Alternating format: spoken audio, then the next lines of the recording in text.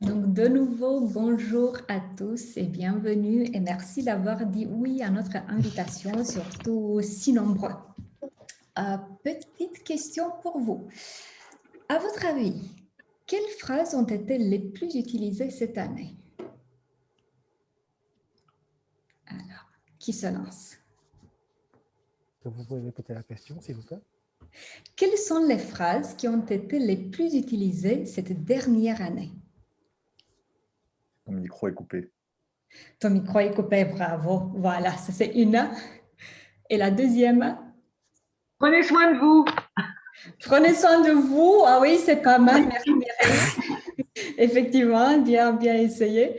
Mais d'après la sagesse du Facebook, hein, on sait qu'il y a que des choses sérieuses là-bas. Il paraît que les deux phrases les plus utilisées ont été « Voyez-vous mon écran ?» et « Ton micro est coupé ». Maintenant, blague à part, la réalité est que cette période a vraiment chamboulé notre quotidien. Les besoins de nos clients ont changé et c'est notre devoir d'évoluer et de pouvoir proposer les meilleurs accompagnements possibles en fonction de leurs besoins, bien sûr. Voilà d'où cet petit atelier où le but est de vous montrer que le distanciel n'est pas le croque-mitaine, qu'on peut avoir la même connexion, le même échange d'énergie, même en distanciel, à condition qu'on fasse ce qu'il faut faire, bien sûr. Alors, je vais reprendre le partage d'écran.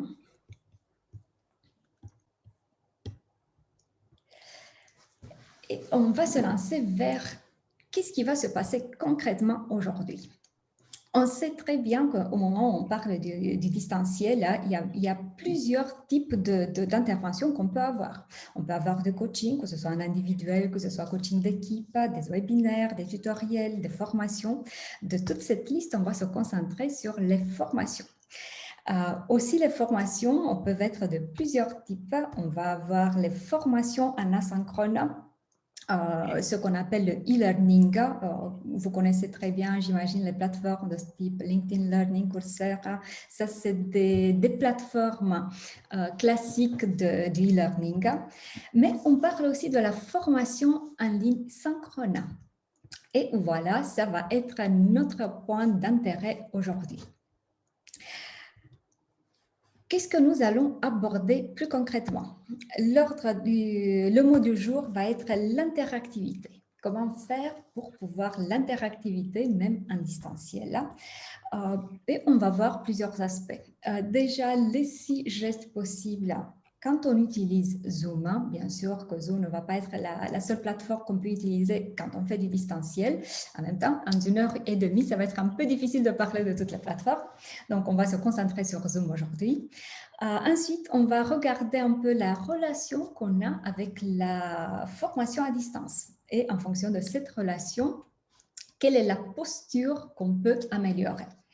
En quoi la formation en distanciel est-elle différente par rapport au présentiel que nous aimons tous tellement?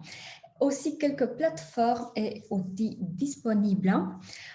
Et bien sûr, il y aura du temps pour des questions et des réponses. Mais, par contre, je n'ai pas prévu de session spéciale de questions et réponses en fin de session. Donc, voilà pourquoi je vous propose de les laisser venir, vos questions, vos commentaires au fil de l'eau. Je vous fais confiance qu'il y aura des questions pertinentes et liées à notre sujet. Donc, en bref, je vous invite à 1h30 de découverte, de jeu, d'échange, de bonnes pratiques. Donc, surtout, ne me laissez pas partir dans un monologue. Soyez gentils avec moi. Et ce que je vous propose comme approche, ça va être plutôt d'essayer de faire toujours d'une pierre deux coups. Vu qu'on a parlé des 6 gestes possibles en Zoom, moi je vais vous proposer quelques activités qu'on va faire en utilisant les gestes de Zoom. Ensuite, on va s'appuyer, on va se pencher vers comment j'ai fait ce que j'ai fait. Donc voilà, c'est ça ce que je veux dire quand je dis faire d'une pierre deux coups. Est-ce que ça vous va? Ça va. Okay. Ouais, super, merci beaucoup. Merci. Qui suis-je? J'ai deux casquettes. D'un côté, en tant que formatrice et coach, j'interviens en entreprise sur des thématiques comme la communication assertive, mieux se connaître, management et leadership commercial, gestion du temps, gestion du stress, apprivoiser ses émotions. Cela fait un peu plus de 12 ans que je m'amuse à accompagner les entreprises et les personnes à faire tout ça d'une manière meilleure. Et d'autre côté, il y a aussi la casquette de formatrice de formateur. Dans ce cadre, je forme d'un côté aux méthodes persologues, le modèle de personnalité, modèle de gestion de temps, gestion de stress, mais aussi aux formations, comment créer des ateliers, que ce soit en présentiel ou en distanciel. Plus concrètement, qu'est-ce qui me légitime de vous parler de ce sujet? En bref, c'est ma vie de nomade. Comme vous pouvez l'entendre de ma voix, je suis une Française aspirante. Ça fait 3 ans que j'écorche la langue française. Et comme je bouge beaucoup, j'ai vécu dans beaucoup d'endroits et même quand j'ai vécu dans un seul endroit, je n'ai pas arrêté de bouger. Ça fait que j'ai dû découvrir les astuces du distanciel beaucoup avant Covid. Et j'ai dû les découvrir toute seule parce qu'il n'y avait pas trop de formation là-dessus à l'époque. Donc, j'ai dû inventer beaucoup de choses et c'est mon plaisir de partager avec vous pour que ce soit la découverte plus simple pour vous que ce l'était pour moi. Je fais juste une toute petite parenthèse par rapport à ma casquette de formatrice de formateur. Comme je vous disais, j'accompagne aussi au modèle de personnalité persologue. Et si jamais vous êtes à la recherche d'un modèle de personnalité pour l'intégrer dans votre activité, alors c'est juste à savoir que le 20 avril, on va organiser une petite découverte pour le modèle que nous proposons. Donc, si vous êtes curieux, faites-moi un petit signe, je vous enverrai l'invitation. Bien sûr, c'est une découverte gratuite. Parenthèse fermée. Alors, je vous ai promis de ne pas partir dans un monologue, alors je m'arrête et je vous invite à partager avec moi quel est votre niveau en ce qui concerne le distanciel. Où en êtes-vous? Et pour cela, ce qu'on va faire, c'est que je vais lancer tout de suite un tout petit sondage avec 2 questions. Vous devrez normalement le voir déjà sur vos écrans. La première question, avez-vous déjà animé des formations en ligne? Et la deuxième question, quelles sont les plateformes que vous avez déjà utilisées? Ce qui m'intéresse, c'est surtout une posture d'animateur, plus qu'en tant que participant. Je suis sûre qu'en tant que participant, vous avez utilisé pas mal.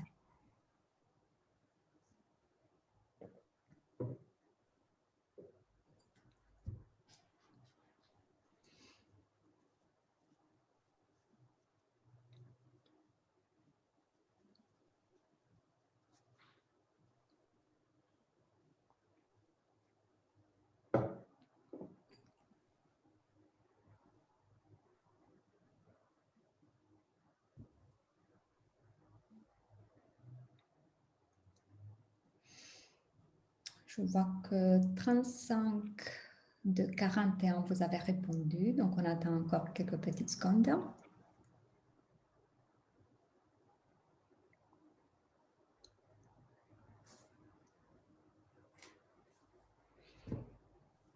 Super, merci beaucoup. Je vais partager les résultats avec vous.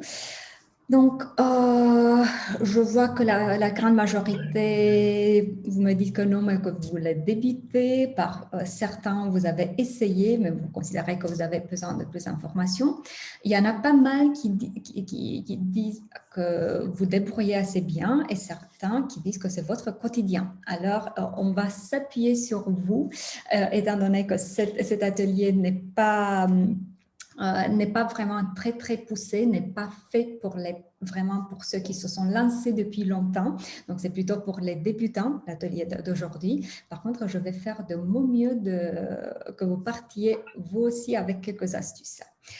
Et on voit que Zoom gagne bien en termes d'utilisation et que le deuxième le plus utilisé, ce qui ne m'étonne pas en France, c'est Teams. Super, merci beaucoup. Alors, la promesse était de faire toujours d'une pierre deux coups. Alors, étant donné qu'on vient d'utiliser les sondages, je vous propose qu'on se penche un tout petit peu sur comment créer des sondages. Est-ce que je vous prie de m'arrêter chaque fois que quelque chose vous connaissez déjà et que vous trouvez que c'est une perte de temps qu'on en discute. Alors, est-ce que vous voulez qu'on discute sur comment créer des sondages? Oui. Ouais. Oui. Ok, voilà. Oui. Oui. Alors, c'est vraiment très, très simple. Juste petite information, si vous cherchez en ce moment dans votre barre à outils de Zoom l'option sondage, vous n'allez pas la trouver, déjà parce que vous n'avez pas le rôle d'animateur. Donc, on va voir l'option de sondage seulement quand on est animateur et seulement si on a un abonnement payé. Si c'est la version gratuite, les sondages ne sont pas disponibles. Une fois que les deux conditions sont remplies, alors tout ce qu'on a à faire, c'est de chercher dans la barre à outils de Zoom, on va chercher polling si vous l'avez en anglais, sondage si vous l'avez en français. Voilà, une fois que vous avez appuyé sur sondage, on va vous ouvrir une petite fenêtre. La fenêtre qui s'ouvre, c'est déjà sur l'application en ligne. Donc, à ce moment-là, vous quittez l'application que vous avez téléchargée sur votre ordinateur avec Add a question, ajouter une question. Je dis toujours dans les deux langues parce que je ne sais pas comment vous avez téléchargé l'application. Vous mettez tout simplement le titre de votre sondage, vous saisissez votre question et ensuite vous indiquez si vous voulez que ce soit un choix unique ou un choix multiple. Vous pouvez aller jusqu'à 10 réponses, 10 variantes de réponses. Voilà. Une fois que vous avez mis toutes les réponses que vous voyez comme possible, vous avez le choix ou d'ajouter une question si vous désirez que votre petit sondage ait plus d'une question, comme c'était notre cas, où on a eu deux questions dans le cadre du même sondage. Ou si vous considérez qu'une question, ça vous suffit, vous appuyez tout simplement sur enregistrer et vous pouvez, pour refaire le process, bien sûr, vous recommencez. Vous appuyez de nouveau sur sondage, ajoutez une question, vous mettez la question et enregistrez. Une fois que vous êtes dans le cadre de la session, vous appuyez sur sondage. On va vous montrer la liste des sondages que vous avez créés et vous appuyez sur celui que vous voulez lancer. Ça, c'est tout ce que vous avez à faire. Et je vois entre-temps sur le chat une question. C'est à préparer avant la visio. Je vous recommande de le faire avant la visio. Ce n'est pas difficile de le faire dans le cadre de la vision aussi. Donc, c'est possible. Techniquement, c'est possible. D'ailleurs, on peut essayer de le faire. Voilà. Est-ce que vous voyez toujours mon écran? Donc, oui, donc je viens d'appuyer sur créer un sondage. Je mets tout simplement un sondage de type test. Pourquoi les chats ronronnent? Je suis sûre que ce sujet vous préoccupe. Voilà, je mets les options par faim, par amour, par fatigue. Voilà, j'appuie sur enregistrer.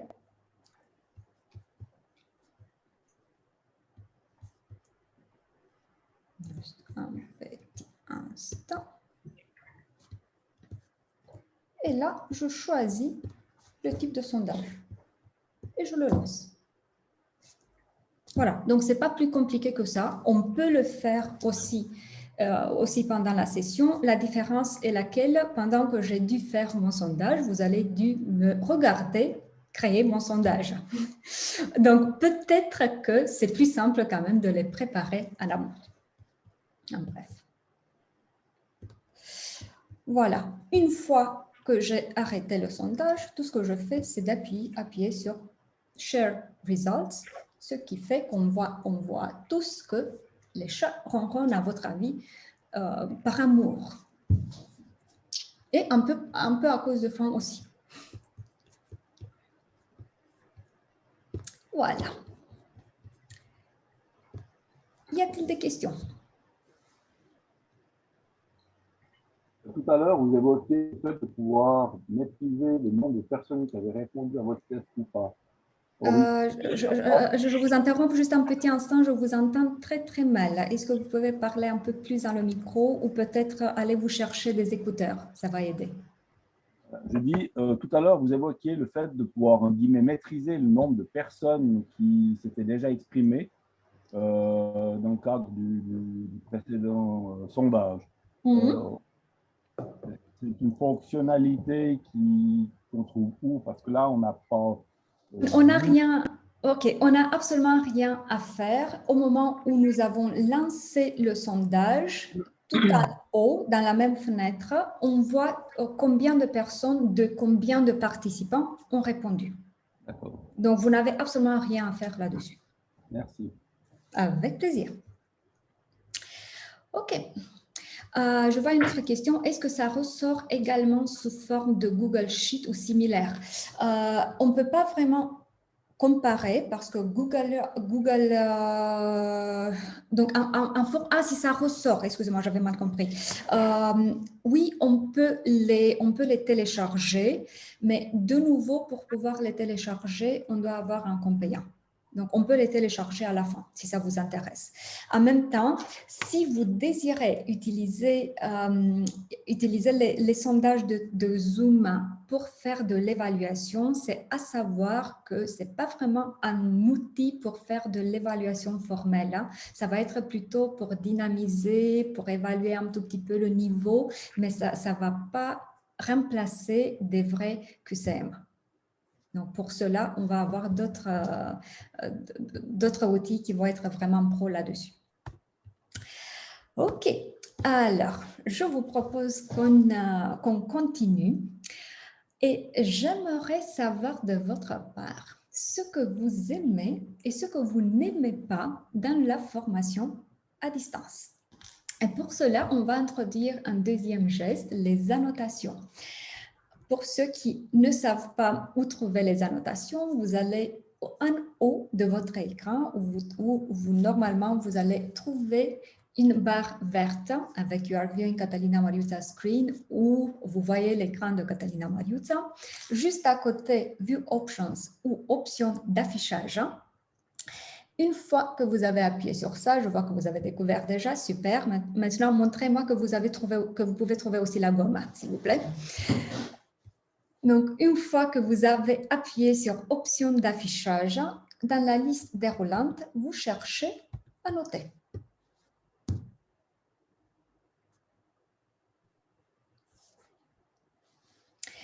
Ce sera préférable de chercher plutôt l'outil texte. Comment vous faites cela? Donc, une fois que vous avez appuyé sur Annoter, il y a une petite barre à outils qui s'ouvre avec plusieurs types d'options. Et je vous invite à trouver plutôt le T qui vient de texte parce que sinon, vous voyez avec l'outil de type dessin, c'est pas mal pour ceux qui sont très doués. Par contre, c'est un peu difficile d'écrire avec l'outil de type dessin.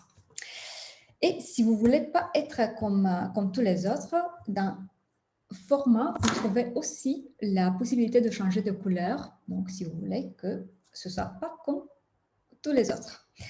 Alors, juste à côté de format, vous avez la gomme. Je vous invite à effacer tout ce que vous venez de mettre sur mon écran. Merci beaucoup. Sinon, j'ai oublié de vous dire, c'est une démocratie assez limitée. Je peux sortir le muscle de l'animateur et effacer pour vous. Donc, OK, alors, on laisse juste 2 secondes pour effacer le tout. pour qu'on puisse faire effectivement ce qu'il y aura à faire. Alors, je vous invite à mettre sur mon écran à gauche ce que vous aimez dans l'animation à distance et à droite ce que vous n'aimez pas trop ou pas du tout. Excusez-moi, on voit encore l'écran de restitution. Pourquoi les chats ronronnent? Vous restez dans l'outil annotation. Donc, c'est maintenant qu'on utilise les annotations en fait. Je vous ai laissé jouer un tout petit peu sur l'autre écran. Ici, on travaille.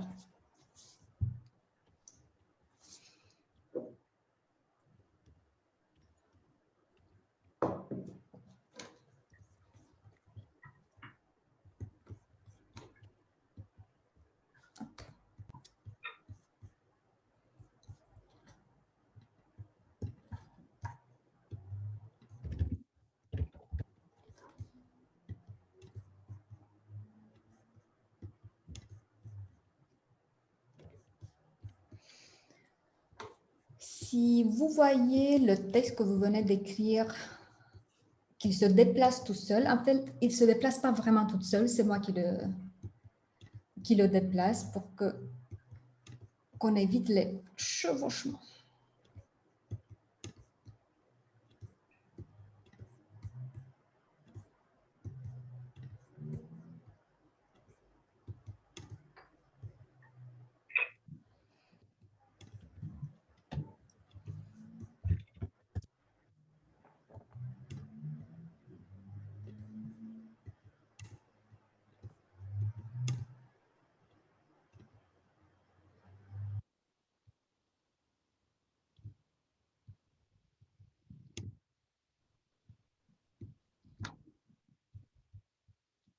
Y a-t-il, entre-temps, y a-t-il quelqu'un qui n'a pas réussi encore à trouver l'outil annotation?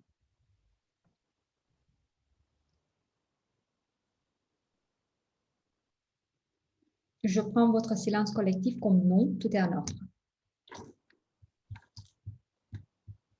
Oui.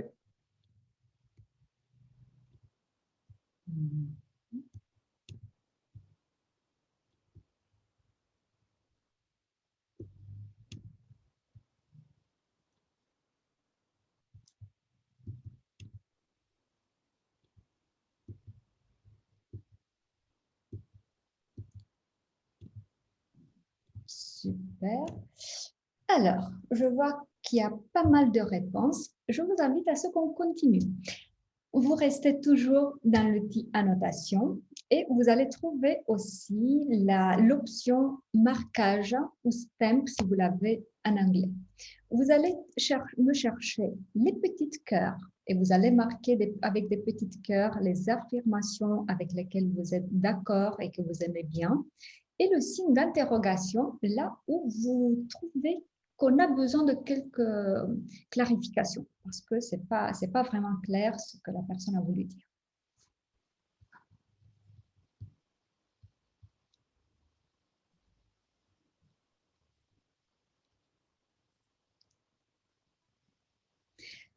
Je vois sur le chat qu'il y a quelques personnes qui n'ont pas trouvé. Est-ce que vous... donc, la première question est, est-ce que vous avez téléchargé l'application? Si vous n'avez pas téléchargé l'application Zoom, effectivement, il y en a des options qui ne sont pas disponibles. Et si vous l'utilisez maintenant depuis un ordinateur, parce que depuis le téléphone, pareil, toutes les options ne sont pas disponibles.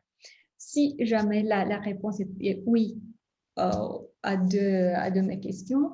Alors, prenez le micro, activez le micro et dites-moi ce que vous voyez et je vais essayer de vous guider.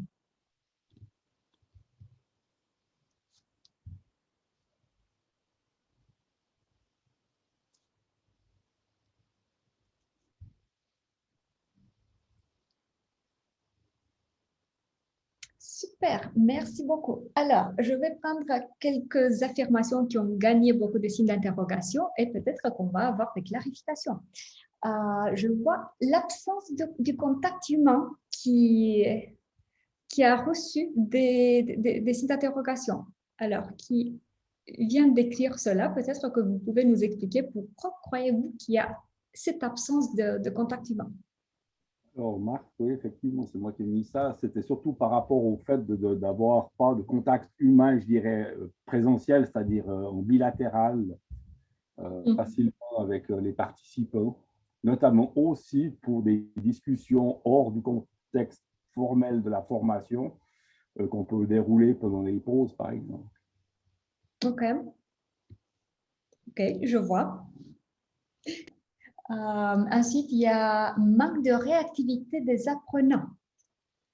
Pourquoi trouvez-vous qu'il y a un manque de réactivité?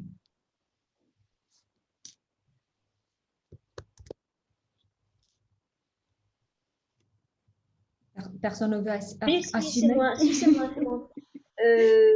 Alors moi, le problème que j'ai, c'est qu'ils sont complètement ensuqués, quoi, quand je fais du distanciel.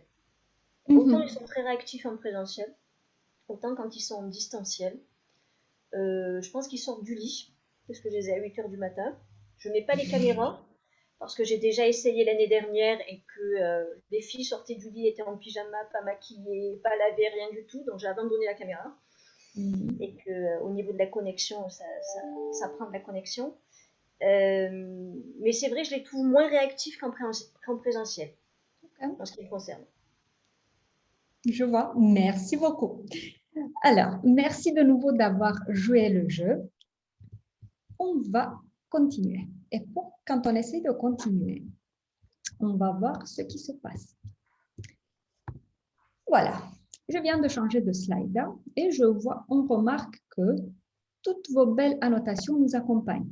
Pourquoi cela arrive? Parce que les annotations se font pas sur mon slide, elles se font sur mon écran. Donc, peu importe ce que moi je déroule en termes de slide, les annotations vont rester là. Voilà pourquoi il sera nécessaire de faire quelques petits gestes. D'ailleurs, je vais les faire tout de suite pour pouvoir les afficher aussi sur mon écran pour qu'on puisse en discuter. Là. Alors, quels sont les gestes à faire de la part de l'animateur? Parce que jusqu'à maintenant, on a vu ce que le participant doit faire, mais on a du travail nous aussi. Le premier geste à faire, ça va être de révoquer le droit d'annoter. Essayez de nouveau de faire quoi que ce soit sur mon écran. Voyons si ça marche. Non, ça marche pas. Voilà, pourquoi? Parce que je suis méchante et je viens de vous enlever le droit d'annoter sur mon écran. Pourquoi? Quel est le but de faire cela? Au moment où on lance une activité, vous avez vu qu'on devient tous des grands enfants et on aime dessiner, faire quoi que ce soit, mettre des petits cœurs. Et ce n'est pas tout simplement parce que nous, l'animateur, on a communiqué, voilà, on arrête, on passe à autre chose, que les petits cœurs vont s'arrêter d'apparaître sur notre écran. Donc, voilà pourquoi le premier geste à faire, ça va être de révoquer le droit et de cette manière, on donne le signal très clair, on a arrêté avec ça, on passe à autre chose. Comment on le fait? Dans la même barre à outils, d'habitude, vous allez le trouver dans les 3 petits points, donc c'est caché, et vous cherchez tout simplement « Disable annotation for others » si vous l'avez en anglais, ou « Révoquer le droit d'annoter » si vous l'avez en français. Une fois qu'on a fait ça, on appuie dans notre barre à outils d'animateur sur « Annoter » et on cherche à la fin de la barre « Save », sauvegarder. Ça va nous faire quoi? Avec cette option, je sauvegarde tout ce que vous venez de mettre sur mon écran parce que peut-être qu'on veut revenir. Parfois, on fait émerger des bonnes idées et on veut revenir là-dessus. Et alors, de cette manière, on les sauvegarde. Au moment où on n'est pas très sûr où les annotations vont être sauvegardées sur notre ordinateur, alors ce que je vous conseille de faire, c'est de faire une petite capture d'écran et de cette manière, vous savez comment vous les trouvez sur votre écran. Et ensuite, on va pouvoir effacer. Une fois qu'on appuie sur « Clear », effacer, on va avoir la possibilité d'effacer 3 choses. Ce que nous avons annoté, ce que les autres ont annoté ou toutes les annotations à la fois. Voilà, donc, et cela nous permet d'avancer avec notre présentation. y a-t-il des questions là-dessus? Excusez-moi, vous n'avez pas indiqué comment vous aviez lancé le partage d'écran comme vous l'avez fait, comment dire, pour mettre d'un côté j'aime, je n'aime pas, vous aviez partagé votre écran, comment vous avez fait au lancement en fait du brainstorming? C'est une très bonne question. Alors, qui sait répondre? Qui m'aide? C'est un slide préparé à l'avance pour avoir les deux panneaux contigus. Alors, parce que l'écriture est sur l'écran et pas sur le slide. Il y a deux, merci. Oui. Donc, il y a deux parties de réponses à ce que vous venez de me demander. Donc, je vais vous montrer tout de suite. C'était où? C'était un peu plus haut. Voilà. Donc, d'un côté, en termes de ce que j'ai partagé, c'est un PowerPoint to bêta. Donc, vous le voyez sur mon écran, que j'ai préparé en amont. Je n'ai rien fait de plus spécial que ça pour cela. OK. Et d'autre côté, pour partager effectivement, dans la barre à outils de Zoom, il y a un grand bouton vert qui crie « Partage, partage, partage ». Donc, c'est vraiment difficile de le zapper parce que c'est le seul vert. Et vous appuyez tout simplement sur le partage d'écran et vous choisissez de là ce que vous désirez partager. Est-ce que j'ai répondu à votre question? Oui, tout à fait, merci. Avec plaisir. Alors, étant donné qu'on est sur le sujet de facilitation en groupe large, je profite de mentionner aussi l'option de tableau blanc. L'option de tableau blanc, le tableau blanc, c'est quoi? C'est pour ceux d'entre vous qui aimaient utiliser en présentiel le paperboard beaucoup. Alors, le tableau blanc, il va être tout simplement la manière de remplacer le paperboard en distanciel. Avec l'avantage qui a un grand avantage à mon avis, que sur le tableau blanc en virtuel, là, tout se sauvegarde automatiquement. Donc, c'est fini les photos, c'est fini les post-it qui se décollent.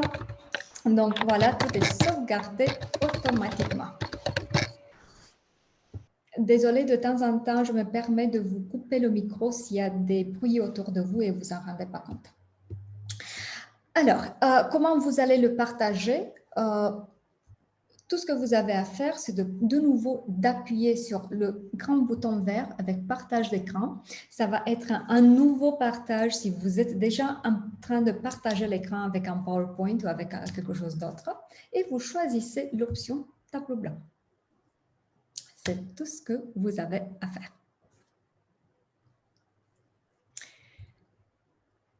Alors, y a-t-il d'autres questions?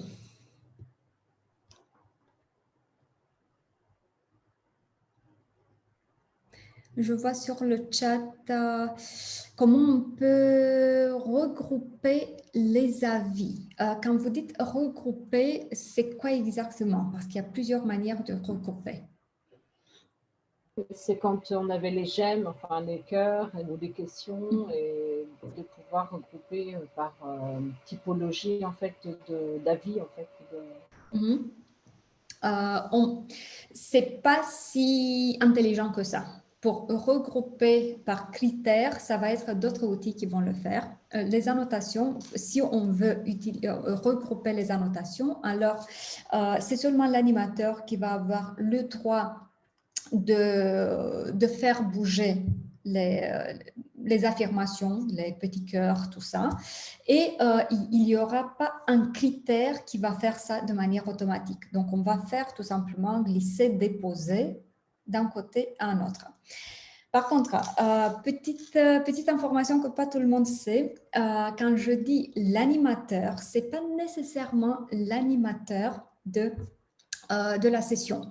En fait, peu importe dans le cadre d'une session qui partage l'écran, on va avoir le droit de faire des annotations sur son écran et il va être responsable sur ses animations. Un exemple très concret, je vais arrêter le partage. Est-ce que quelqu'un d'entre vous veut faire un partage d'écran?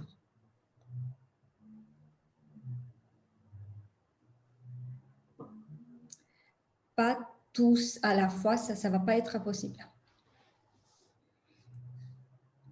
Valérie, super, merci beaucoup.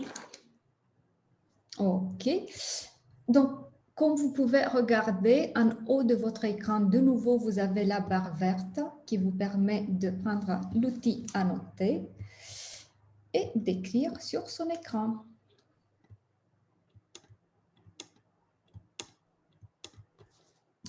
Voilà. Et maintenant, Valérie, ça va être à vous de faire ce que je viens de dire, de chercher comment enlever le droit d'écrire sur votre écran, comment sauvegarder, comment effacer. Super. Okay? Donc, dans ce que je sais dire est que même si dans le cadre de cette session, c'est moi qui ai le rôle d'animateur, étant donné que ce n'est pas moi qui ai partagé l'écran, moi, je ne peux rien faire sur votre écran que ce que tous les autres participants peuvent faire. Par contre, ce que je peux faire, c'est de démarrer le partage, à partager mon écran, même si vous n'avez pas arrêté votre partage d'écran. Donc, voilà de nouveau le muscle de l'animateur.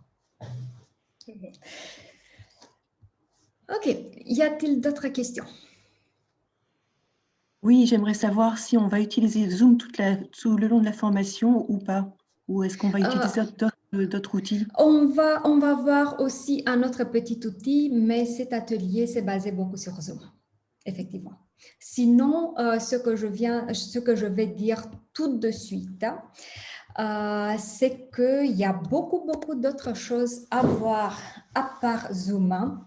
Donc, quand on parle du digital, il y a effectivement beaucoup de choses à faire. Il y a d'un côté maîtriser les outils. Donc, ce n'est pas l'outil, c'est les outils parce que Zoom va rester tout simplement un outil de rencontre en visio, mais Zoom ne va pas faire tout ce dont on a besoin quand on passe en digital. Donc, on va avoir besoin des outils pour faire des QCM, des outils pour faire autre type d'interactivité, de type post-it, de type brainstorming, de type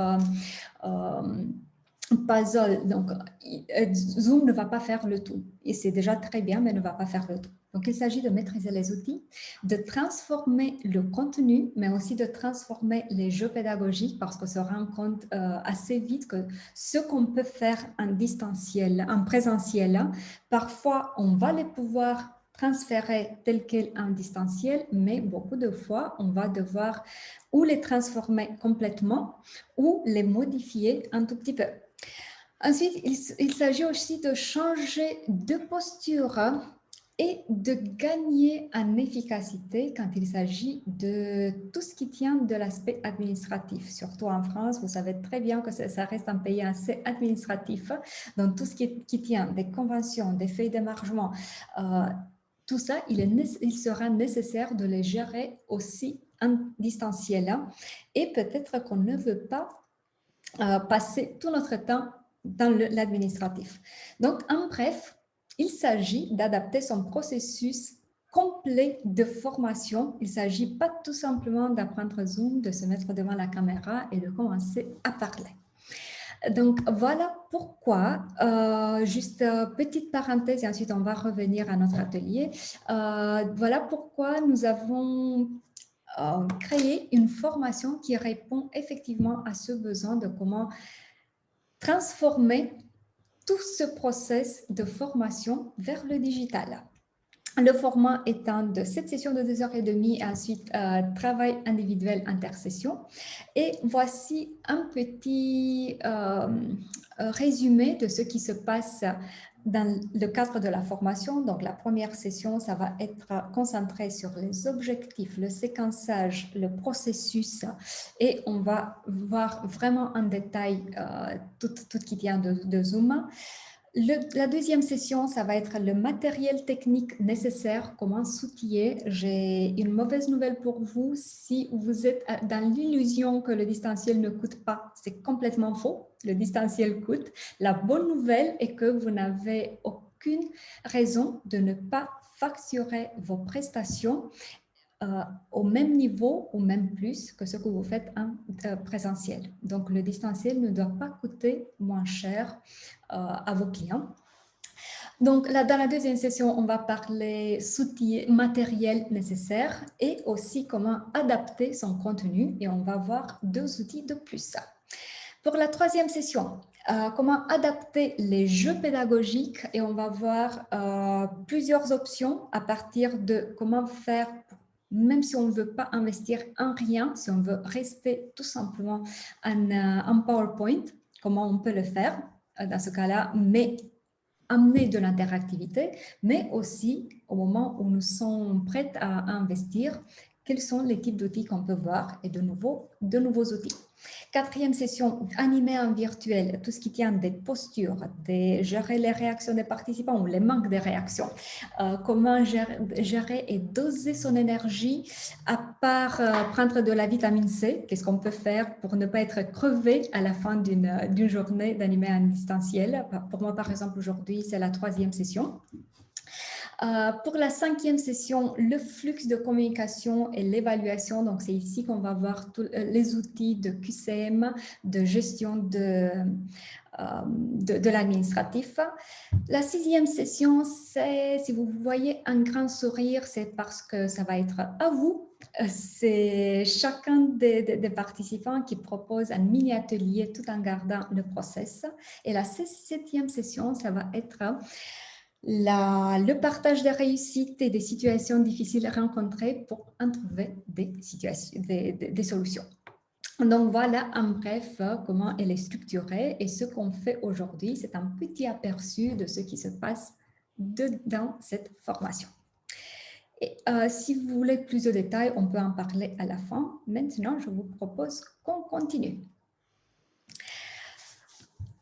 Pour qu'on démarre, surtout pour ceux d'entre vous si vous êtes en train de démarrer ou si vous avez déjà démarré mais vous n'êtes pas très convaincu par le distanciel parce que vous avez encore la nostalgie du présentiel, je vous propose qu'on regarde un petit peu la relation qu'on a en ce moment avec le distanciel. Et voici quelques questions que je vous propose à se poser. La première, quel est mon style en tant qu'animateur et quels sont mes besoins en tant qu'animateur qui, une fois qu'ils ne seront pas remplis, vont impacter ma capacité d'être énergique, de donner aux autres cette énergie dont ils ont besoin. Un exemple très concret, mon style, il est beaucoup plus de facilitateur que de pédagogue. Donc, je ne me retrouve pas du tout dans le transfert descendant de l'information, comme vous pouvez le voir d'ailleurs. Je ne peux pas m'abstenir même dans le cadre d'un webinaire. Et aussi, un besoin concret, c'est de pouvoir utiliser le canal visuel. Voilà d'où la demande que j'ai en tout début de séminaire, que vous activiez vos caméras. Je ne sais pas si ça vous aide ou pas entre vous, mais moi, ça m'aide vachement de pouvoir conserver l'énergie dont j'ai besoin. Une deuxième question. Quelles sont mes convictions, parfois potentiellement limitatives, par rapport aux formations en ligne? J'entends autour de moi beaucoup et vous avez vu d'ailleurs dans ce qui est émergé quand je posais la question, qu'est-ce que vous n'aimez pas dans le distanciel? Des choses, c'est pas possible de faire cela, il manque de la réactivité, c'est pas possible d'avoir de l'interactivité. Donc, tout ça, bien sûr, ça ne va pas nous donner trop envie de se lancer. Donc, c'est juste question de faire un peu l'inventaire sur qu'est-ce que moi je pense du distanciel et comment ça impacte la vitesse que j'ai à me pencher dessus. Une troisième question, c'est aussi peut-être le moment de faire un petit inventaire technique informatique.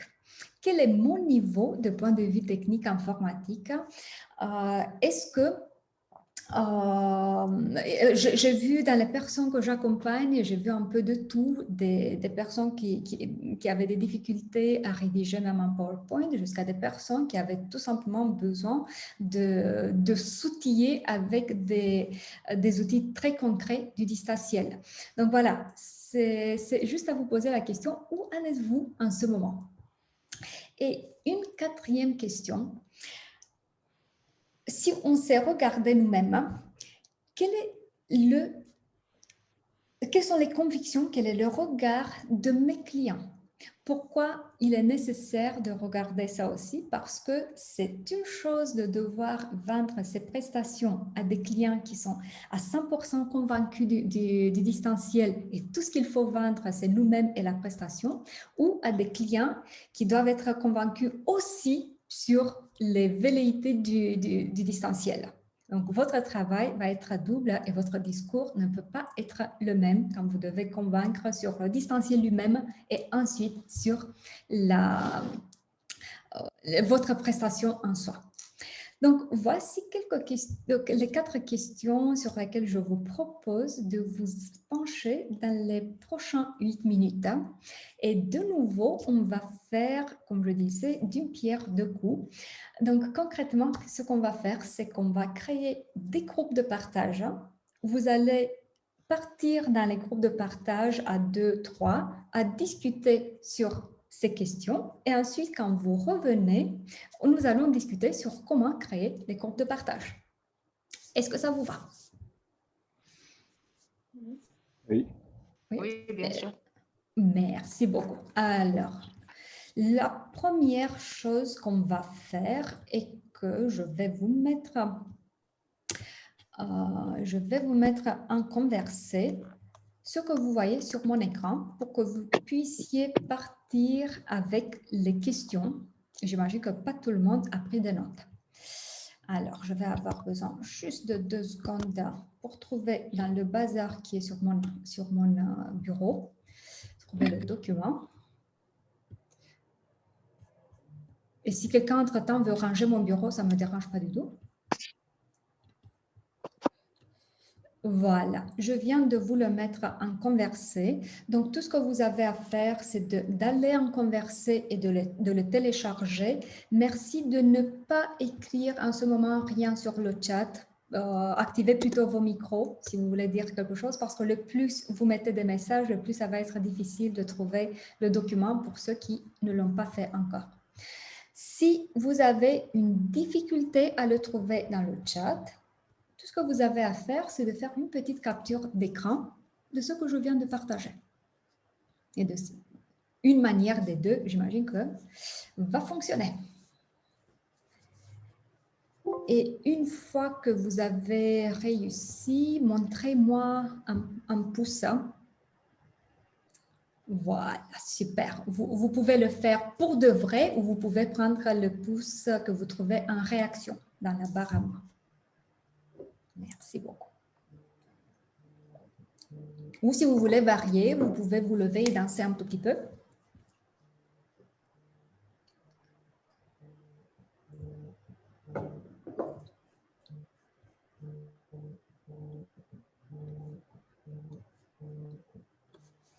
Pour ceux qui n'ont pas réussi encore, si vous pouvez activer vos micros et me dire en quoi la difficulté consiste, je vais faire de mon mieux pour aider. En fait, je n'ai pas trop compris. Moi, j'ai téléchargé quelque chose, mais il faut l'imprimer. Enfin, c'est... Il faut rien faire. Il faut juste le télécharger pour l'avoir avec vous une fois que vous partez dans les groupes de partage. D'accord. C'est tout pour l'instant. Bon, alors, entre-temps, moi, je vais commencer à créer les groupes de partage. Est-ce que vous voyez la petite fenêtre qui est apparue sur mon écran? Oui. Oui, voilà. Donc, de cette manière, vous allez voir pendant que je fais ce qu'il y a à faire. Donc, on va me demander dans combien de salles je veux vous mettre et je clique, j'augmente le nombre jusqu'à ce que j'arrive à 2-3 participants par salle. On le fait de manière automatique parce qu'il n'y a pas un enjeu particulier là-dessus. Donc, de toute façon, je ne vous connais pas suffisamment bien pour savoir comment vous mettre dans les groupes de partage. j'appuie sur créer. J'y vais mettre le temps 8 minutes, ça suffit. Et voilà, une fois que j'appuie sur Open All Rooms, vous allez partir dans les groupes de partage. Mais avant de faire cela, j'aimerais m'assurer que tout le monde a compris ce qu'il y a à faire. Donc, est-ce que vous pouvez me reformuler ce que vous allez faire une fois que vous vous retrouvez dans les groupes de partage? On échange sur les questions qui sont sur le diaporama. Super. On reprend les 4 questions et on échange dessus. Exactement, merci beaucoup. Une autre petite information, si quand vous vous retrouvez dans le groupe de partage, si vous vous retrouvez tout seul là, ça peut arriver, peut-être que les autres collègues qui devraient être avec vous n'ont pas voulu participer, c'est pas grave. Si cela vous arrive, tout ce que vous avez à faire, c'est d'appuyer sur le bouton inviter l'animateur et je vais venir dès que je peux pour résoudre la situation. Une autre information, donc après les 8 minutes, normalement, vous allez être basculé directement dans la grande salle. Si jamais cela n'arrive pas, si vous vous égarez, ce n'est pas grave. Tout ce que vous avez à faire, c'est d'appuyer de nouveau sur le lien de connexion que vous avez utilisé en début de session. Donc voilà. Alors, c'est parti. Amusez-vous bien, on se revoit d'ici 8 minutes.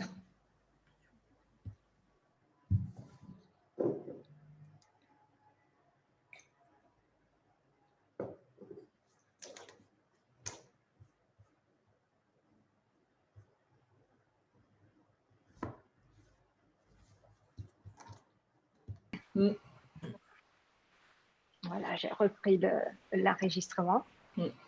Bien évidemment, le temps court qu'on a eu maintenant, ce n'est pas quelque chose qu'on fait quand on est dans une vraie formation. Bien sûr qu'on va régler le timing en fonction des vrais besoins. Là, c'était tout simplement pour prendre le goût des groupes de partage. Donc, vous avez dans le menu un endroit où vous pouvez donc installer des groupes, dans votre menu animateur. En fait, non.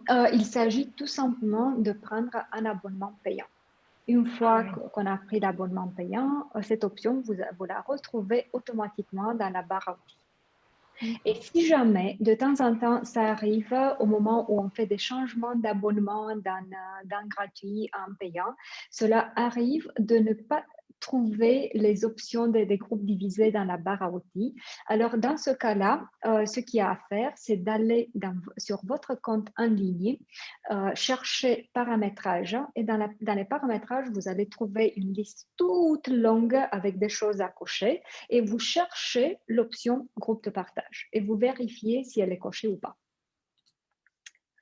J'ai vu que parfois ça arrive. Je ne sais pas pourquoi. Il y a des choses qu'il ne faut pas toujours comprendre. On les prend telles quelles. Alors, est-ce qu'il y a peut-être des idées spéciales qui ont émergé de vos discussions et que vous voudriez partager avec nous?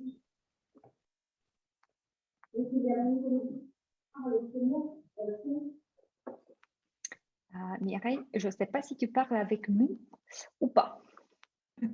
En tout cas, moi, ça a été trop court. On n'a fait que la première question. Et encore, on n'a pas tous échangé. Alors, je suis revenue. C'était intéressant. Alors, dans ce cas-là, je vous invite à prendre le temps de réfléchir aux autres questions aussi vous-même. Je vous enverrai la présentation que j'utilise maintenant, à condition que vous mettiez dans votre avatar vos vrais noms et prénoms pour que je puisse vous identifier dans la liste des participants. Sinon, Samsung 1046, je ne vais pas savoir comment reconnaître. Ok, alors on reprend le partage d'écran pour discuter groupe de partage. Donc, vous avez vu déjà les manips que j'ai fait, mais on fait un petit résumé. Donc, tout simplement, on appuie sur les groupes de partage. On va nous demander toujours, ça c'est quelque chose à retenir, on nous demande combien de salles on veut créer et pas combien de participants on veut mettre par salle, ce qui n'est pas vraiment intuitif dans la logique qu'on a quand on fait des animations. D'habitude, on réfléchit on fait des groupes de 3. Mais non, ici, on nous demande combien de salles vous voulez avoir.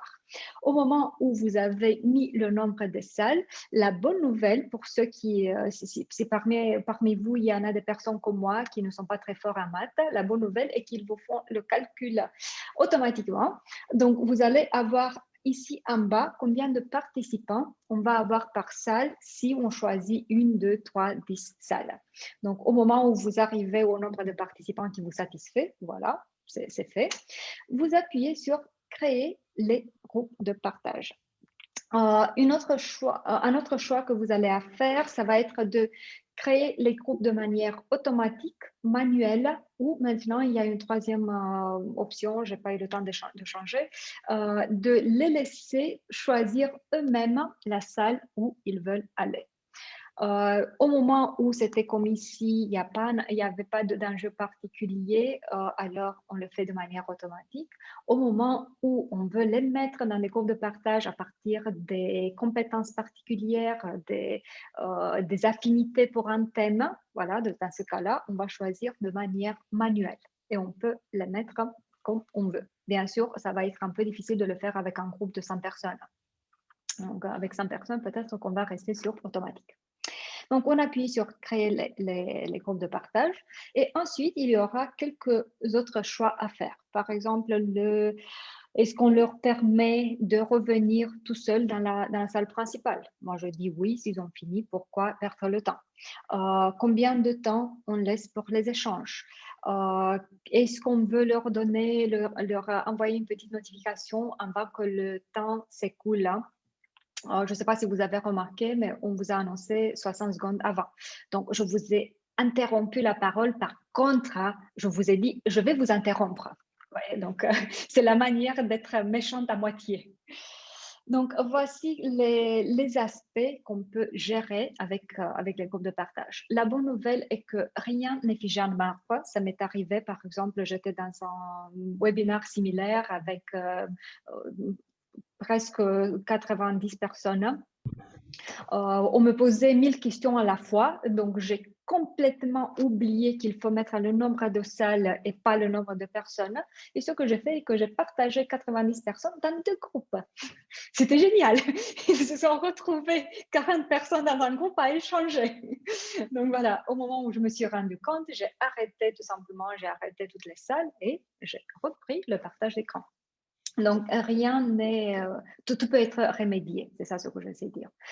Pour le temps, si vous avez jugé dans un premier temps que 15 minutes, ça suffit, mais vous vous baladez un peu dans les salles, vous voyez qu'ils n'ont pas fini, aucun problème. Au moment où on vous annonce le temps s'est écoulé, que voulez-vous faire? Vous pouvez à tout moment dire je garde les salles ouvertes et vous les fermez seulement quand vous considérez que c'est le temps de les fermer.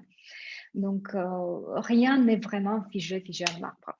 Par contre, il y a toujours de bonnes nouvelles aussi. Je ne sais pas comment c'est pour vous, mais pour moi, le présentiel génère toujours des négociations interminables en ce qui concerne le timing. Encore 2 minutes, on n'a pas fini, mais laisse-nous encore 2 minutes.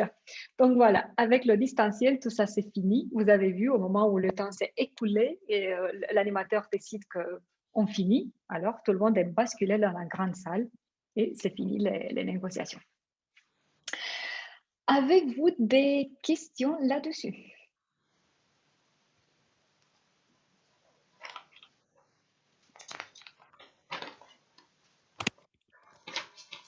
Je vois entre-temps sur le chat si c'est toujours en anglais. Non, ce n'est pas toujours en anglais. C'est moi qui ai une difficulté de voir tout ce qui tient de l'informatique en français.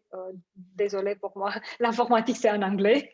Donc, je l'ai paramétré comme ça dès le début. Mais vous pouvez très bien choisir le français. Donc, ce n'est pas un problème. D'autres questions? Votre silence collectif signifie tout est clair, on peut continuer. J'ai une question, s'il vous plaît. Oui, je vous en prie. Alors, ces options, est-ce qu'elles existent dans les autres plateformes comme Teams et tout, ou juste c'est sur Zoom? Merci. Oui, on peut créer des groupes de partage en Teams aussi. C'est un peu moins facile en termes de manipulation, mais oui, ça peut se faire. Par contre, donc c'est possible en Teams, c'est possible en tout ce qui tient de la suite Webex. Ça ne va pas être possible dans les outils qui sont des outils de visioconférence, de rencontres de type Skype, parce que Skype n'a pas été conçu pour ça. Et malheureusement, ils n'ont pas pris la décision de se réinventer là-dessus. Donc, on ne peut pas leur en vouloir par contre, parce que de nouveau, le but de Skype n'a pas été de faire des formations en ligne. C'était pour faire des rencontres. Allô. Je ne sais pas si vous essayez de parler avec nous. J'entends un allô, mais je ne vois pas d'où il vient. Non? OK. Google Meet, je n'ai pas utilisé beaucoup Google Meet, mais de ce que je connais, j'espère ne pas vous dire des bêtises, Google Meet ne permet pas de faire des groupes de partage. Si je me trompe, encore une fois, je ne l'ai pas utilisé beaucoup. OK. Alors, je vous propose qu'on continue et de jeter un œil sur en quoi l'expérience est-elle différente et pour qu'on puisse trouver aussi quelques astuces. Là, c'est une invitation ouverte à ce que vous contribuez vous aussi avec vos partages d'expérience. Une première différence, je sais que vous allez me dire que c'est tout bête parce que c'est tellement évident, mais oui, il faut la prendre en considération. Une première différence, c'est la dépendance qu'on a de l'Internet. Si en présentiel, on peut trouver des solutions presque pour tout, ça m'est arrivé d'animer des formations dans le jardin des hôtels parce que le vidéoprojecteur ne fonctionnait pas, parce qu'ils n'avaient pas trop envie d'être renfermés. Donc voilà, nous sommes sortis dans le jardin, j'ai pris le paperboard et on s'est débrouillé. En distanciel, une fois qu'on se retrouve avec le réseau qui tombe, il n'y a pas trop de choses à faire. Alors, voilà pourquoi il sera nécessaire d'être plutôt dans la prévention que dans la gestion des situations, parce qu'une fois que ça arrive, il n'y aura pas trop d'options. Donc, une première chose que peut-être vous savez déjà, le Wi-Fi parfois ne suffit pas, alors favorisez plutôt les connexions filaires. Donc, autrement dit, mettez le câble directement de la box dans votre ordinateur. Ça ne va pas changer énormément, mais ça va aider un tout petit peu. Une autre solution, prévoyez un plan B de type connexion 4G, par exemple. Moi, ce que j'ai fait, je me suis retrouvée avec 3 jours d'Internet qui ne fonctionnait pas du tout. C'est très pratique quand on fait 100% de distanciel. Alors, j'ai pris la décision de prendre un forfait séparé de ce que j'ai sur mon téléphone, sur ma tablette, un forfait de 60 gigas qui me permet d'avoir 2 bonnes semaines de distanciel, journée entière, sans avoir aucun stress. Et à tout moment que le réseau il est un peu faible, donc la réalité est que les réseaux ne sont pas toujours stables. À chaque moment que je trouve que mon réseau n'est pas suffisamment stable, je bascule rapidement vers mon 4G. Et une autre chose, c'est de s'assurer que les participants ont eux aussi une connexion suffisamment bonne. Comment on peut s'assurer? Bien sûr qu'on ne peut pas aller chez eux et vérifier la connexion Internet. Par contre, ce qu'on peut faire, c'est de transmettre dans les prérequis, de transmettre dans tout ce qui est nécessaire pour la formation, de transmettre de manière très claire. Sans une bonne connexion, ça ne va pas pouvoir se faire. Ensuite, une autre différence, c'est que le cadre, lui, il change complètement. Cela étant dit, il sera nécessaire aussi de communiquer ce changement et de s'assurer que tout le monde a ce dont ils ont besoin. Donc, voilà pourquoi moi, ce que je fais, c'est un petit mail avec des indications. Dans ces indications, on va mettre ce qui est vraiment de bon sens, genre des documents, des formulaires, les liens pour se connecter, la durée, tout ça. Donc, ça, c'est du bon sens. Par contre, j'inclus aussi d'autres aspects auxquels on ne réfléchit pas trop d'habitude parce que c'est trop de bon sens et on s'imagine qu'eux, ils vont en penser. Genre, se connecter quelques minutes en amont de la session. Pourquoi? Parce que de mon expérience, il y a de 10 personnes, il y aura au moins une personne qui va avoir toujours des problèmes de connexion. Pas la même, pour varier, mais ce qui va faire que si c'est important pour vous de démarrer avec tout le monde, ça va vous mettre, ou ça va vous mettre en retard, ou vous allez être forcé de démarrer sans avoir tout le monde connecté. S'installer dans un endroit tranquille pour pouvoir intervenir. Maintenant, il y a tellement un chevauchement de terminologie entre webinaire, formation. On s'attend tellement qu'une intervention en ligne soit descendante que pas tout le monde pense au fait que je vais devoir intervenir. Ça va être dynamique, il y aura des échanges. Et je me retrouvais, ça ne m'arrive plus, avec des réponses genre « Désolée, je ne peux pas activer mon micro parce que j'ai mon enfant à côté, j'ai mon chien, j'ai mon chat, je n'ai pas le choix, je suis dans la cuisine. » Voilà. Et alors, voilà pourquoi tout ça, il est nécessaire de le communiquer en amont de la session pour qu'ils puissent anticiper et se mettre dans un endroit tranquille. Vérifier la caméra, prévoir de quoi écrire, prévoir un verre d'eau, du thé, du café. De nouveau, c'est des choses complètement bêtes, mais je ne peux pas vous dire combien de fois j'ai dû attendre parce que une personne à la fois se levait pour me dire « Je reviens tout de suite, je prends un crayon et je reviens, je prends un café et je reviens. » Et voilà, alors comme on fait en présentiel aussi, on leur met le tout à la disposition pour pouvoir se concentrer sur ce qu'il y a à faire. Un autre aspect à inclure en tenant compte du fait que le cadre change complètement, ce que j'ai introduit depuis un peu plus d'une année, c'est un briefing technique en amont de la session. Tout le monde ne sait pas utiliser Zoom, Teams ou Mentimeter, tout ce qu'on va utiliser d'autres comme outils. Klaxoon, Concept Board, peu importe ce qu'on décide d'utiliser, on part de l'idée que tout le monde ne sait pas forcément les utiliser. Et alors, on sépare l'utilisation du technique avec le transfert de savoir-faire.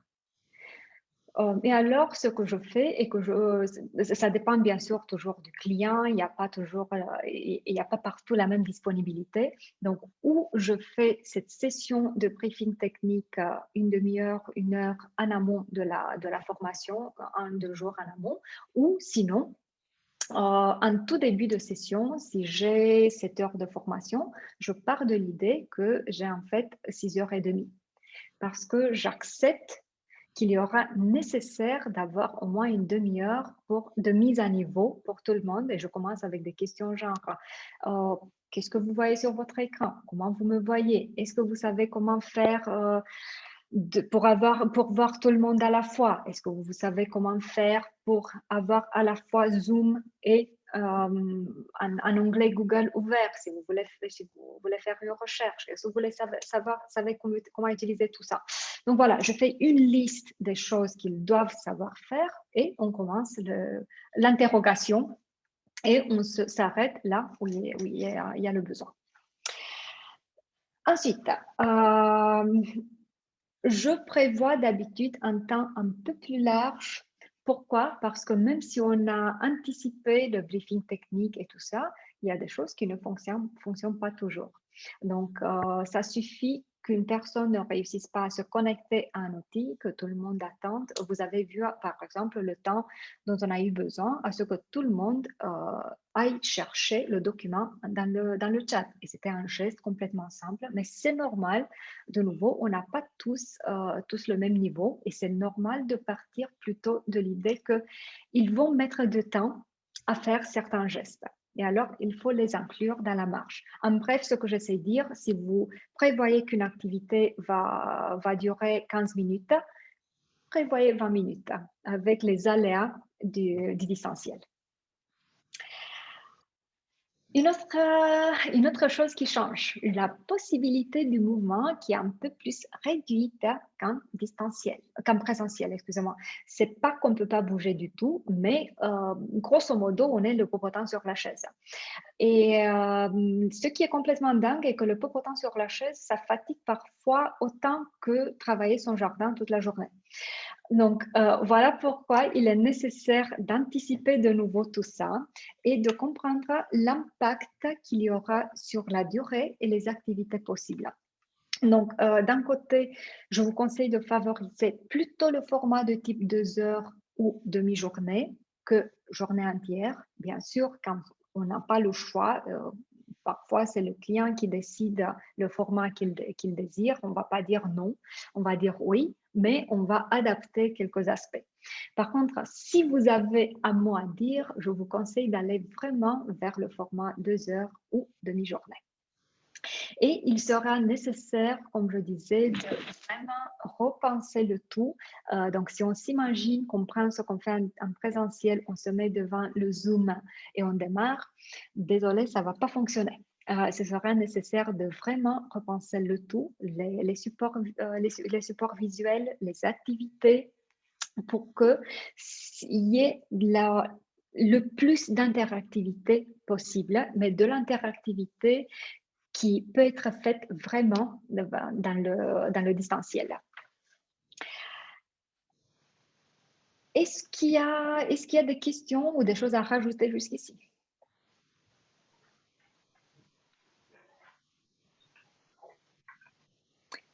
Je vois sur le chat qu'on peut faire des pauses aussi. Ce n'est pas seulement qu'on peut faire, c'est vraiment indiqué de faire des pauses. Non, c'est clair. Merci beaucoup. Une autre différence, on ne peut pas se toucher. Pour ceux qui, l'échange d'énergie n'est pas vraiment le même, c'est une réalité. Pour tous ceux qui utilisent plutôt les canaux auditifs visuels, il n'y a aucune perte, tout va bien. Par contre, pour ceux qui utilisent beaucoup le canal kinesthésique, c'est la souffrance. D'ailleurs, parmi mes collègues formateurs, j'en ai entendu beaucoup au long des années. Ah, mais moi, je ne peux plus avec le distanciel. Je ne sais pas comment tu fais, mais moi, je ne peux plus. Pourquoi? Parce qu'il y a ce besoin de sentir l'énergie des autres. Ça va être le sentiment des participants aussi. Voilà pourquoi ça va être sur nos épaules de créer cette sensation de on est à distance, mais en même temps, par miracle, on est tous ensemble. On est tous là et on partage exactement le même endroit, le même espace. Et alors, il y aura beaucoup de trucs et des astuces pour faire ça, juste quelques petites idées. Ne loupez pas les prises glace. Je sais que ça peut paraître comme une perte de temps, mais tout ce qui vient de prise glace, icebreaker, ça va compter beaucoup dans cette énergie de complicité, on a vraiment envie d'être là, on a envie de contribuer, on a envie de se déshabiller avec les guillemets de rigueur et on va avoir envie de donner de sa personne un tout petit peu. Bien sûr, tout ce qui vient du sourire, de l'ambiance, ça va être très, très important. Ne soyez pas radins avec vos sourires. En distanciel, c'est d'autant plus important qu'en présentiel.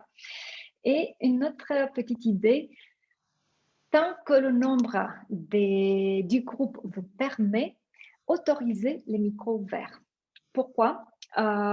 Posez-vous tout simplement la question au moment où vous êtes dans une session avec le micro fermé, l'animateur dit quoi que ce soit, il y a une petite blague qui vous vient à l'esprit. Est-ce que vous faites la gymnastique d'aller activer votre micro pour intervenir? Oui, c'est vrai qu'on n'est pas tenté quand le micro est fermé depuis le début. C'est vrai qu'on n'est pas tenté. Ou alors des fois, moi, ça m'est arrivé de parler. Et puis quand j'ai vu que je m'aperçois que le micro est fermé, bah, du coup, je laisse tomber. Voilà, parce que de toute façon, on sait que jusqu'au moment où on va aller activer le micro, le moment va passer tout simplement. Donc voilà, c'est à ça que les micros activés, ça sert. Ça donne plus de chance à la spontanéité et la spontanéité, de nouveau, ça contribue à cette atmosphère de convivialité. Bien sûr, on va avoir beaucoup plus d'astuces dans la formation dont je vous ai parlé. Une autre différence, c'est le temps de réaction des participants qui est plus long. Pourquoi il est plus long? Plusieurs raisons. Déjà, le son, il n'est pas instantané. le moment où moi je vous parle, le moment où vous m'entendez, c'est pas vraiment dans la même milliseconde. Et le plus il y aura des problèmes de réseau, le plus ce délai sera grand. Donc voilà, ça c'est une première chose. Ensuite, bien sûr que vous allez devoir, au moment où moi je vous pose une question, vous allez avoir besoin d'un peu de temps pour déjà déchiffrer ce que je veux dire, d'un peu de temps pour réfléchir à la réponse. Et si jamais votre micro il est fermé, d'aller faire la gymnastique d'activer de nouveau votre micro.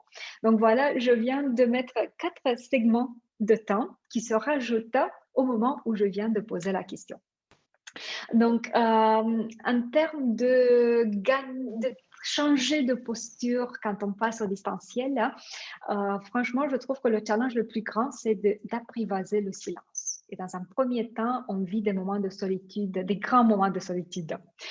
Et alors, quoi faire concrètement? C'est très simple. On pose la question, on sourit et on attend. Et pendant qu'on attend, on compte jusqu'à 7. Grosso modo, c'est le temps nécessaire pour les 4 segments que je viens de mentionner. Donc, s'il ne répond pas pendant que je compte jusqu'à 7, c'est pas grave. Ils ont encore le temps de le faire. C'est après qu'on commence à s'inquiéter, à interroger un tout petit peu ce qui se passe. Voilà. Donc, en bref, il est nécessaire de leur laisser le temps nécessaire et d'apprendre à apprivoiser le silence. Une autre différence, c'est que les participants peuvent se cacher davantage. J'aimerais qu'on ne confonde pas les choses. C'est pas parce qu'ils se cachent plus en distanciel que c'est la faute du distanciel. Si on est honnête avec nous-mêmes, si on est dans des ateliers en présentiel, on ressent parfois le besoin de se cacher, même en présentiel. La différence, c'est que c'est un peu difficile de se mettre sous la chaise et de se cacher. Donc voilà, ce qui fait qu'on reste là et on fait semblant d'être présent. Par contre, le distanciel, ce qu'il fait est qu'il privilégie la possibilité de se cacher si on n'a pas envie d'être là. Donc, ce que j'essaie de dire par tout ça, c'est que, de nouveau, c'est notre responsabilité de leur donner envie d'être là. Et alors, comment on peut le faire? Les inciter à allumer les caméras, ça pèse vraiment beaucoup dans leur présence réelle. Je ne parle pas du fait d'être connecté, mais du fait d'être connecté mentalement aussi. De valider ensemble le programme de pause. Autrement dit, on dit dès le début quel est le plan, on demande leur accord s'ils ont besoin de pauses plus longues ou plus avec aux distances plus courtes. Alors, on respecte leurs besoins parce qu'il est plus important qu'ils soient là avec nous, même un peu moins de temps, mais qu'ils soient vraiment là avec nous. Et les impliquer au maximum. Et ça veut dire quoi concrètement, les impliquer au maximum? Moi, je n'utilise pas trop le mot règle, surtout quand il s'agit de formation. Mais là, je vais oser le dire, la règle de 10 minutes. Si on a parlé plus de 10 minutes, on peut être presque sûr qu'ils ne sont plus avec nous. Sauf si on dit des choses qui tombent pile poil sur ce qui les intéresse ou si on a des talents vraiment extraordinaires d'orateurs. Mais grosso modo, tous les 10 minutes, il faut couper le rythme d'une façon ou d'une autre. Et je crois que je dépassais mes 10 minutes. Donc, on va faire exactement cela. J'arrête le partage d'écran et je vous pose la question, avez-vous des questions ou des choses à rajouter là-dessus?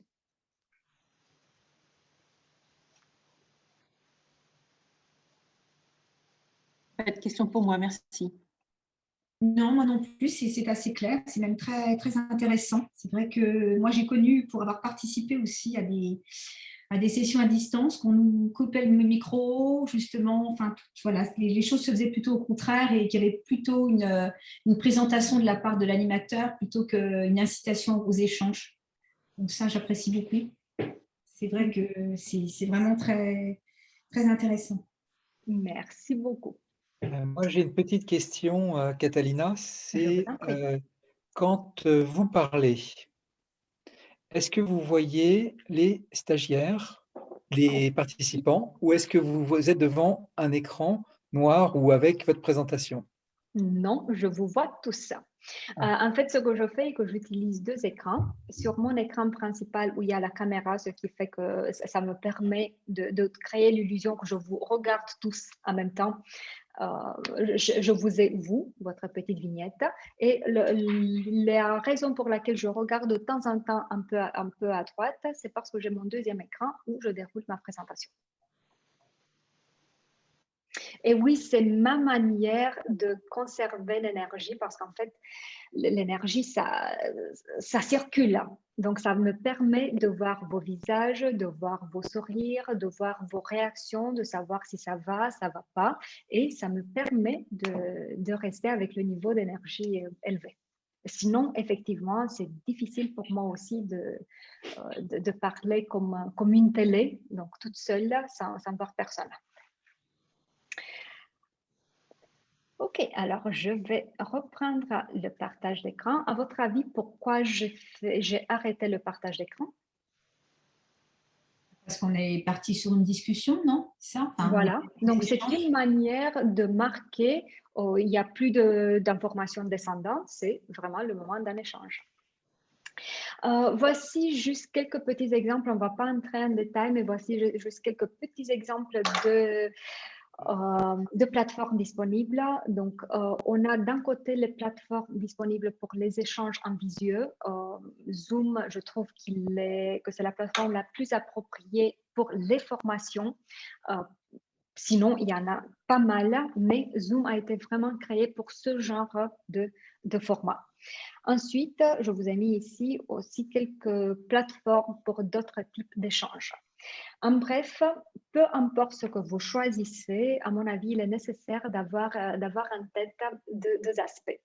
Le premier, que ce soit très clair pour vous, quels sont vos critères de choix, qu'est-ce qui est important pour vous au moment où vous faites le choix, et aussi d'avoir toujours pour tout ce que vous utilisez un plan B.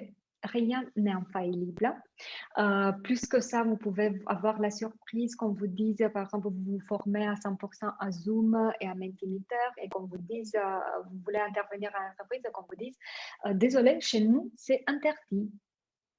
Alors, dans ce cas-là, on n'est pas des commerciaux Zoom, on n'est pas des commerciaux Mentimeter, donc dans ce cas-là, ce sera vraiment nécessaire de pouvoir se pencher rapidement vers quelque chose d'autre parce que nous, on vend nos prestations à nous.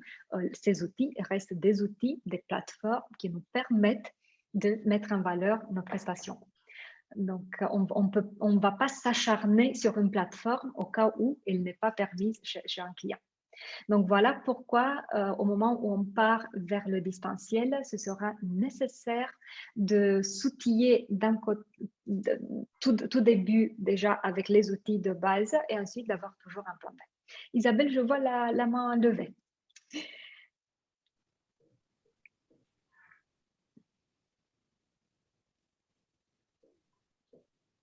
Oui, voilà. Je voulais savoir, vous avez dit que vous utilisiez deux écrans. Est-ce que parfois vous utilisiez aussi deux caméras, par exemple je pose la question parce que je donne aussi des cours d'art plastique. Je suis formatrice en bureautique, mais aussi d'art plastique. Et j'aimerais mettre en place des classes d'art plastique. Mais voilà, savoir un petit peu, vous, quelles sont vos techniques? Oui, j'utilise une deuxième caméra aussi. Je ne vais pas l'activer tout de suite parce que j'ai honte du bazar qu'il y a dans mon bureau. Mais oui, j'utilise une deuxième caméra aussi. D'accord. Et plutôt pour une deuxième caméra pour avoir un autre plan ou pour pouvoir filmer un document Pour pouvoir me lever si je veux montrer quelque chose d'autre. Pour pouvoir montrer, par exemple, voilà, je vais prendre... disons que je veux utiliser du photolangage et je veux montrer, par exemple, quelques cartes. Je peux les montrer comme ça, mais vous voyez presque rien. Ou je peux les étaler sur la table, utiliser la deuxième caméra et la faire balayer vers les cartes. Qu'est-ce que vous appelez le photolangage? est-ce que j'ai pris mon photolangage? Si vous allez sur notre site persologue.fr, vous allez les trouver. Il y en a de packs disponibles. D'accord, merci. Avec plaisir. Super. Alors, nous voilà presque à la fin. Donc, voilà pourquoi on va faire de nouveau d'une pierre deux coups. D'un côté, j'aimerais savoir avec quoi vous repartez de cette session et d'autre côté, on va introduire un nouveau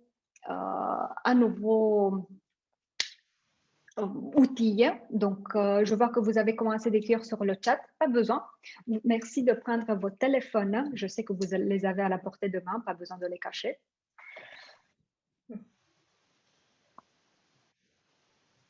Alors, tout ce que vous avez à faire, c'est de vous connecter sur un moteur de recherche. Ça peut être Chrome, Google Chrome ou quoi que ce soit d'autre, peu importe.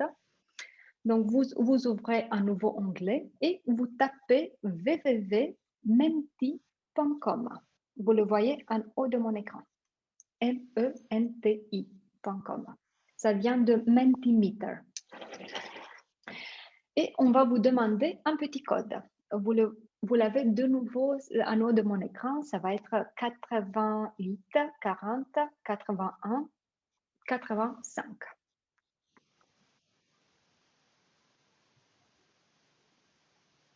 Et ça va vous donner la possibilité de mettre vos réponses. Vous pouvez mettre jusqu'à trois idées. Il est juste nécessaire de les mettre tout à la fois. Vous avez 3 champs avant d'appuyer sur Submit, envoyer.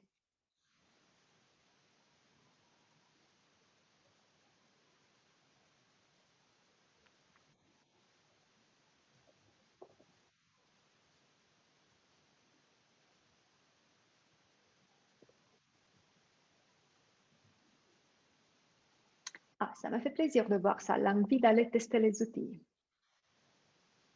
Alors, ah oui, d'accord.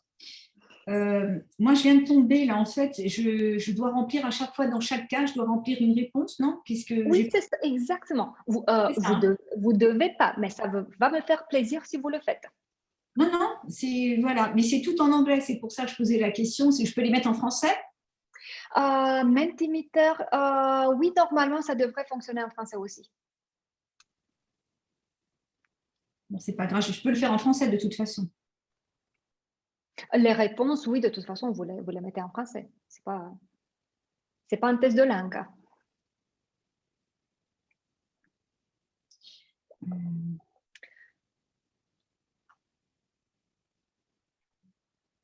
Ou si vous voulez être vraiment gentil avec moi, vous pouvez le mettre en roumain.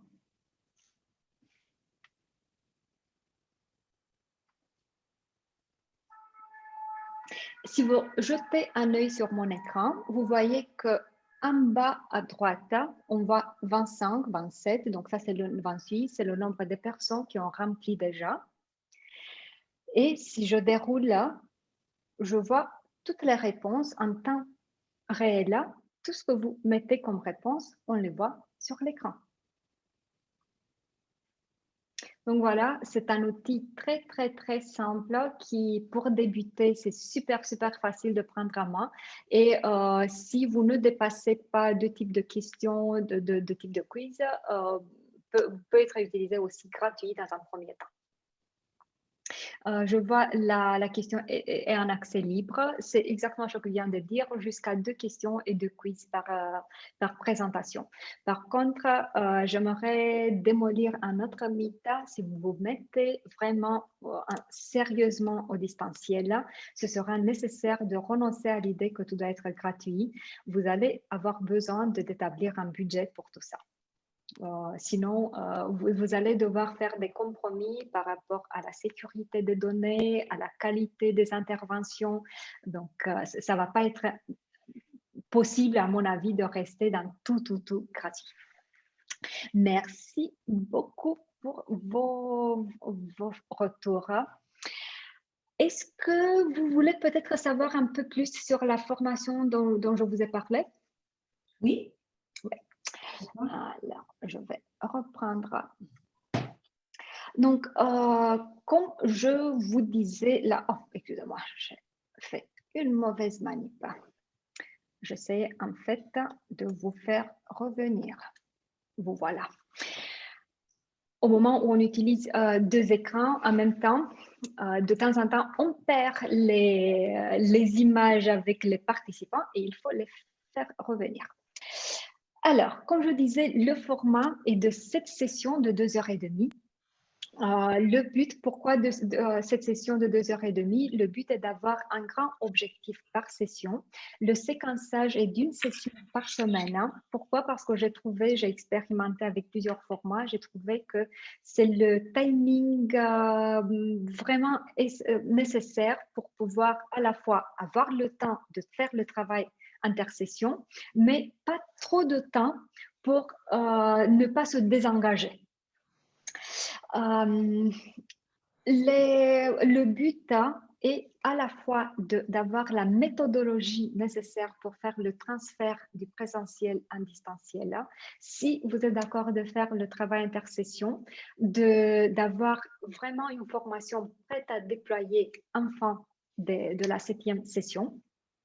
Et aussi, le but est de prendre en main 10 outils séparés, donc à part Zoom, qui vous permettent de faire toute l'interactivité nécessaire en distanciel. En termes d'investissement nécessaire, c'est 750 €. C'est éligible pour les OPCO et nous venons juste de trouver une solution un peu créative à la question est-il éligible pour les CPF? Donc, en bref, on a trouvé une solution pour ça. Si vous êtes intéressé, faites-moi un petit signe et je vais vous en dire plus. Et la prochaine session démarre le 7 mai. Donc, voilà, on démarre le 7 mai. C'est la seule date qui est vraiment figée en marbre. On se voit le 7 mai pour une session que moi j'appelle la session 0. Donc, ça ne fait pas partie de cette session. Où le but, ça va être de se connaître, de poser le cadre, aussi de discuter les dates et de trouver les dates pour cette session qui conviennent à tout le monde. En général, les sessions sont en soirée parce que, n'est-ce pas, on est tous très, très occupés pendant la journée. Mais en même temps, je suis vraiment très flexible de ce point de vue. Ça peut être pendant la journée, ça peut être pendant les samedis. Le but est qu'on trouve les dates qui conviennent vraiment à tout le monde. Donc, en bref, ce qui se passe, ce que vous achetez dans cette formation, ça va être des techniques, des astuces, mais surtout du temps. Parce qu'à la question, vous pouvez le faire tout seul, oui, certainement. Si moi je l'ai fait, vous pouvez le faire vous aussi. Par contre, ça peut vous faire gagner vraiment beaucoup, beaucoup de temps. Donc, c'est plutôt ça ce que vous allez acheter. Avez-vous des questions là-dessus? Combien de personnes par groupe? Je m'arrête toujours à 6 pour qu'il y ait vraiment un échange riche et qu'on puisse présenter son cas particulier, qu'on puisse trouver des solutions. Oui. C'est une formation que vous démarrez pour la première fois ou vous faites des sessions régulières? Je fais des sessions régulières. Je crois que dans ce format-là, ça doit être la 10e session. Sinon, j'en ai fait d'autres formats. Par exemple, même dans des grands groupes, je fais un format un peu particulier parce que bien sûr, chez eux, cette session de 2h30, ça va pas passer. Donc, j'ai fait aussi d'autres formats. D'accord, ok. C'est des sessions inter ou intra. Vous pouvez adapter. Ce dont on parle maintenant, c'est une inter, mais sinon, j'en fais du intra aussi. Mais si j'ai bien compris votre question, vous n'allez pas être des cobayes. Non, ce n'était pas l'objectif de ma question. C'est que je vais prendre un poste de responsable formation dans un CFA. Et c'est des modalités que certains formateurs vont devoir mettre en œuvre et je pense que ça peut être intéressant d'avoir cette approche de formation à distance pour les formateurs qui sont pris. Si vous me dites quand vous êtes disponible, on peut continuer la discussion pour parler plus en détail. Très bien, je vous remercie. Merci à vous. D'autres questions? De faire plusieurs modules? Seulement que quelques modules? Excusez-moi Isabelle, je n'ai pas compris. Est-il possible de faire seulement 2-3 modules? Oh, c'est une question très intéressante. J'ai la tendance de dire non, mais en même temps, je crois que c'est peut-être qu'au lieu de venir tout simplement à quelques modules, parce que vous savez que quand on démarre avec un nouveau groupe, il y a une atmosphère qui se crée. Peut-être que c'est plus simple si vous me dites que j'ai 2-3 besoins très spécifiques. On peut parler plutôt d'un accompagnement en individuel. D'accord. Sur les 2-3 besoins que vous avez. Je crois que c'est une meilleure solution. Sinon, voilà, en fin de compte, je pourrais réfléchir sur ce que vous m'avez de me demander aussi. Merci. Pour le CPF, oui. CPF, vous avez des informations particulières à donner sur ça?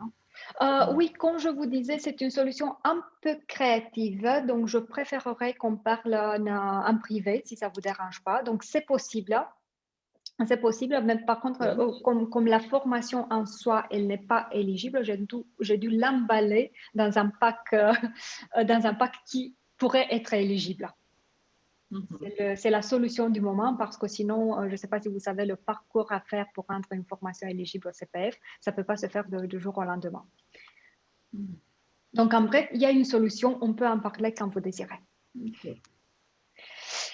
J'ai vu un commentaire avec le décalage horaire, ça ne va pas être possible. Comme je vous disais, on peut trouver des solutions. Si vous êtes intéressé et vous me dites vos contraintes, on va parler avec le groupe entier et on peut trouver des solutions. Les dates et les horaires ne sont pas figés en marbre. Ok, d'autres, je jette juste un petit œil sur le chat au cas où j'ai loupé des questions. Sinon, il y a beaucoup de bonnes soirées. Alors, voilà. Y a-t-il sinon d'autres questions?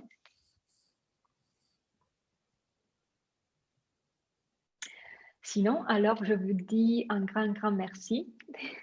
Une très, très belle soirée. Je vous enverrai, comme je vous ai promis, je ne sais pas si j'aurai réussi ce soir, mais sinon demain ou plus tard, je vous enverrai la présentation que j'ai utilisée.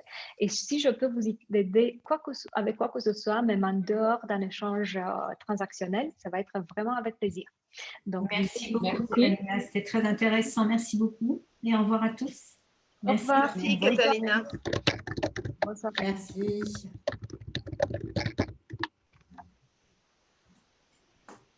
Merci et bonne soirée à tous. Merci, au revoir. Au revoir.